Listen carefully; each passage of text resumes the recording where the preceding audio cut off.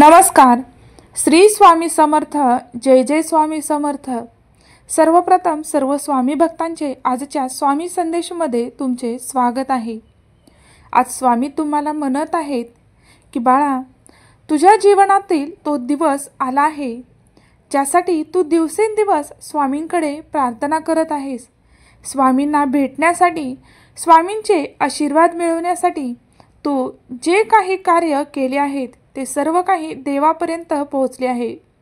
मोठा श्वास घे आणि देवाचे नामस्मरण डोक्यात ठेवून हा संदेश ऐकून घे.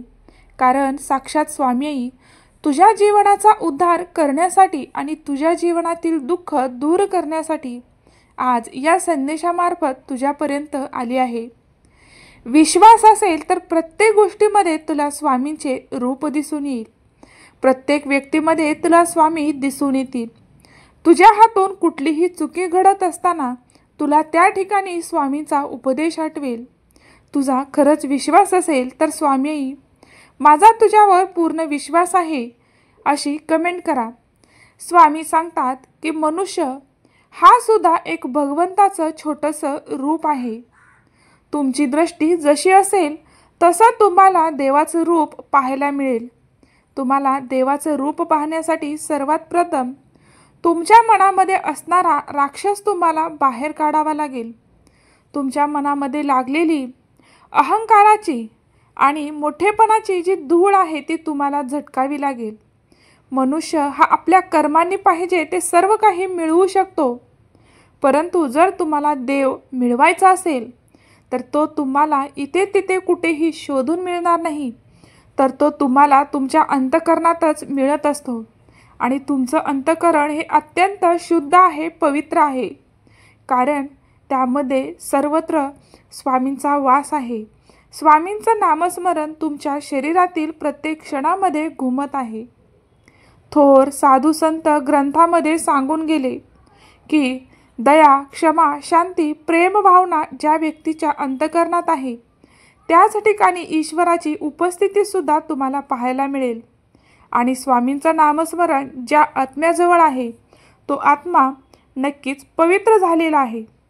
तू रोज जेव्हा तुझ्या दिवसाची सुरुवात स्वामी नामाने करत असतोस तेव्हा स्वामी त्याच क्षणी तुझ्यासोबत आगमन करतात आणि संपूर्ण दिवस तुझ्यासोबत फिरत असतात. कधीही तुझ्या हातून कुठलीही चुकी होत असेल, कोणाचं मन दुखावलं जात असेल तर त्याच ठिकाणी तुला थांबायला हवं. कारण हा परमेश्वर, हा भगवंत तुझ्यासोबत तुझं कार्य प्रत्येक क्षणाला पाहत आहे.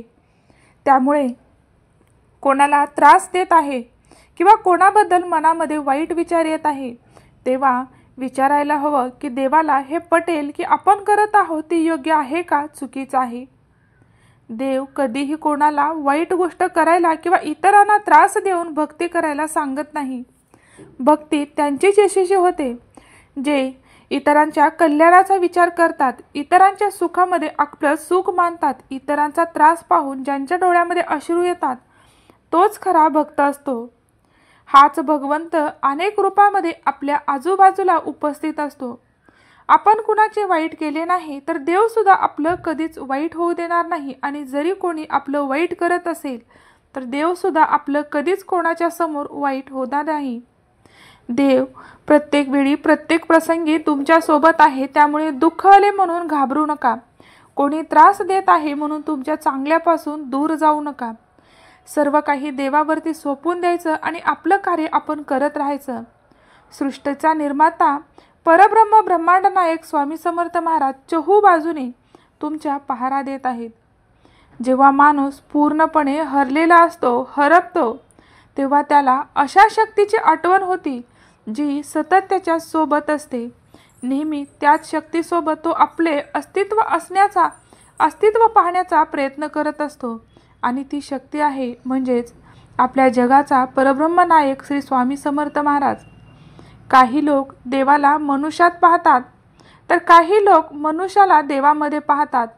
काही लोक मूर्तीमध्ये त्यांची निष्ठा ठेवून भगवंत पाहत असतात, परंतु काही व्यक्ती हे माणसामध्ये साक्षात भगवंत पाहतात. आणि देवसुद्धा तुमच्यामध्ये एक माणूस पाहत आहेत. तुमचं शरीर हे फक्त एक ढाचा नसून तुमच्यामध्ये असणारी स्वामीनिष्ठा, ईश्वराप्रती प्रेम तुम्हाला एक देवाचं रूप देऊन जातं. आपल्या वेदामध्ये लिहिले आहे, यथा दृष्टी तशी सृष्टी. देवाकडे माझे कष्ट कमी कर अशी मागणी करण्यापेक्षा मला ते सहन करण्याची ताकद दे, अशी आपण जेव्हा देवाकडे प्रार्थना करत असतो आणि देव आपल्याला सर्व काही देणार आहे आणि जे देणार आहे ते योग्यच देणार आहे असा विश्वास ठेवून जर आपण देवाकडे पाहत असो तर आपल्याला सर्व गोष्टींमध्ये आनंद आणि सुखच दिसेल. जसं तुम्ही पाहत आहात की एखादा व्यक्ती दुःखात आहे म्हणून जर आपण त्याला आणखी दुःख देत राहिलो तो पूर्ण खचून जाईल. परंतु जर पुढील व्यक्ती दुःखात आहे, संकटात जगत आहे, त्याला जर आपण एक आशेची, सुखाची फुंकर दिली तर त्या व्यक्तीला सुद्धा जीवन जगण्यासाठी प्रेरणा मिळेल आणि तो सुद्धा आपल्या जीवनाचा एक मोठा भाग म्हणतो. सुख हे फुलपाखरासारखं असतं, पाठलाग केला तर ते उडून जातं आणि आपण जर त्याला बळजबरी केली तर ते मरून सुद्धा जातं. निरपेक्षपणे काम करत राहिलं तर ते अलगद आपल्या मनगटावर येऊन बसतं. त्याचप्रमाणे जर आपण आपलं जीवन हे आनंदी एखाद्या फुलपाखरासारखे ठेवले आणि कुठल्याही गोष्टीचा मोह न मनात ठेवता जर आपण कार्य करत राहिलो तर आपली प्रत्येक गोष्ट आपल्याला सुख आणि शांती देऊन जाते. पण जर तुमच्या मनामध्येच एखाद्याबद्दल द्वेष आहे किंवा आपल्या मनामध्ये सतत कुठल्या तरी गोष्टीचा विचार चालू असेल तर तुम्हाला देवाने कितीही आनंद दिला, कितीही सुख दिले तरीही तुम्ही त्यामध्ये समाधानी राहत नाही आणि सुखाच्या मागे लागून तुम्ही आपल्या जीवनात असणारे सध्याचे सुख गमावून बसता.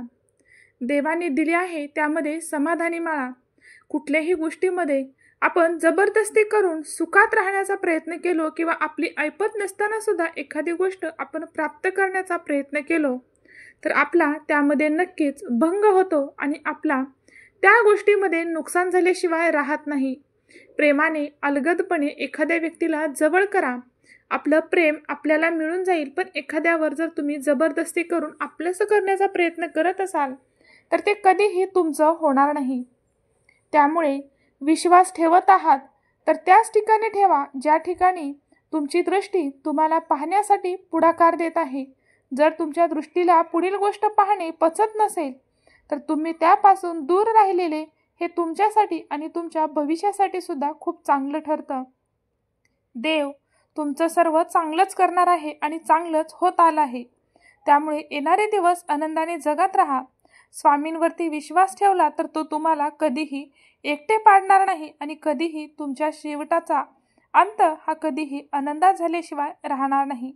धन्यवाद.